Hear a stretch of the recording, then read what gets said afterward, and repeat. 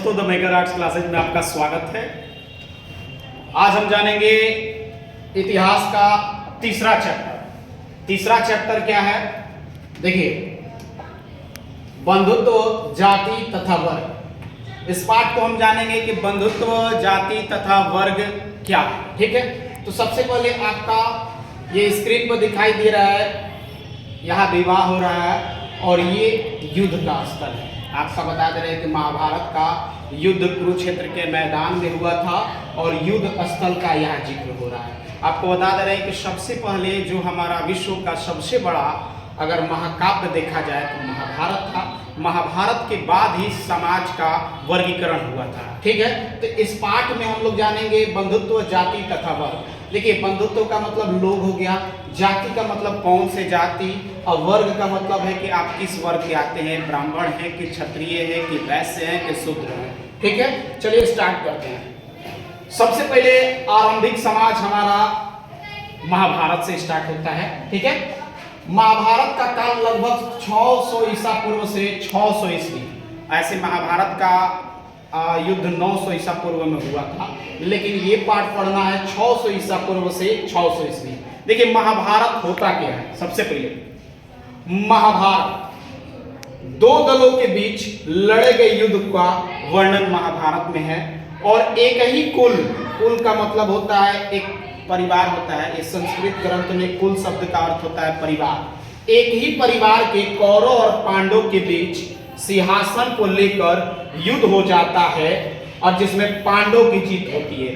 पांडव 5 थे और कौरव 100 थे, तो 5 पांडव की जीत होती है महाभारत में सिंहासन गद्दी को लेकर। ठीक है, आगे चलते हैं। अब देखिए, ये महाभारत को जानना है तो देखिए, विश्व का सबसे बड़ा महाकाव्य है। विश्व का सबसे बड़ा महाकाव्य है। इसकी रचना में हजारों वर्ष से अधिक समय लगे थे, 500 ईसा पूर्व से 500 ईस्वी। ठीक है, आगे देखिए। अब महाभारत को समालोचनात्मक संस्करण किसने तैयार किया था, सही ढंग से किसने लिखा था? तो देखिए, इनको वी.एस. सुबथांकर 1919 में सही ढंग से महाभारत का वर्णन किया था और अनेक विद्वानों का सहयोग था। विद्वानों द्वारा महाभारत को अलग अलग भाषाओं में लिखे गए हैं, पांडुलिपियों से एकत्रित करके।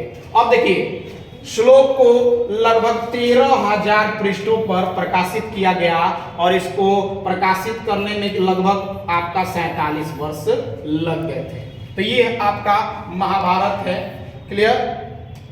आगे देखिए, अब जानते हैं कि बंधुत्वता एवं विवाह, अनेक नियम और व्यवहार और विभिन्नता है। परिवार के बारे में जाना जाए। देखिए, परिवार की ये हमारे सदस्य हैं। एक गार्जियन होते हैं, इनकी पत्नी होती है, इनके बेटे होते हैं तो इनकी पत्नी होती है।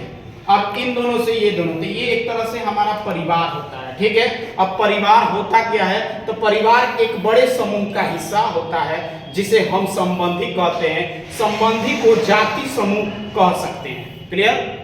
आगे बढ़ा जाए। अब कह रहा है कि परिवार क्या है। देखिए, आपको परिवार,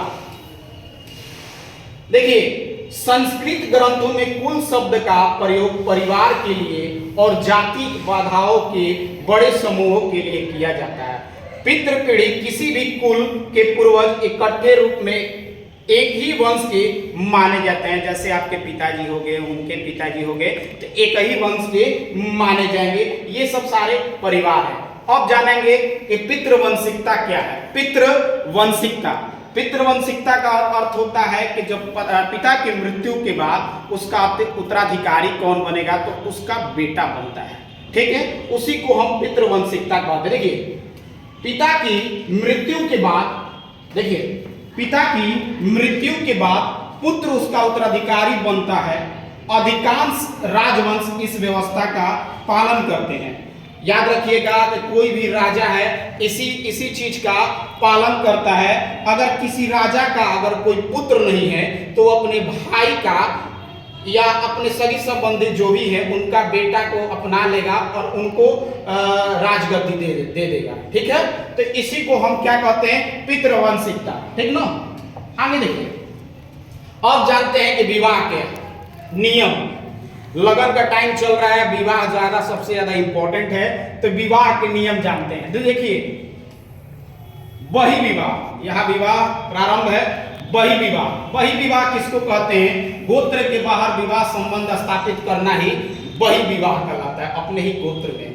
ठीक। अंतर्विवाह का अर्थ क्या होता है? गोत्र के बाहर विवाह संबंध स्थापित करना ही अंतर्विवाह कहलाता है। क्लियर? आगे बढ़िए। अब देखिए विवाह के नियम क्या है। तो सबसे पहले आपको जानता है कि बहुपत्नी प्रथा क्या है। बहुपत्नी प्रथा क्या है? एक ही पुरुष की बहुत सारी पत्नियां होती हैं, उसको हम क्या कहते हैं? बहुपत्नी प्रथा। एक ही पुरुष के अनेक पत्नियां होती है, जिसको हम बहुपति प्रथा कहते हैं, बहुपत्नी प्रथा। अब देखिए बहुपति प्रथा, बहुपत्नी में आप समझ गए कि एक पुरुष के अनेक पत्नियां होती हैं। अब जानेंगे कि बहुपति प्रथा में कि एक स्त्री के अनेक पति होते हैं। जैसे आपका देखिए एक ही स्त्री के बहुत अनेक पति होते हैं। उदाहरण आप देख लीजिए, द्रौपदी के 5 पति थे, द्रौपदी के 5 पांडव थे। ठीक है, इसको बहुपति प्रथा कहते हैं। ठीक है।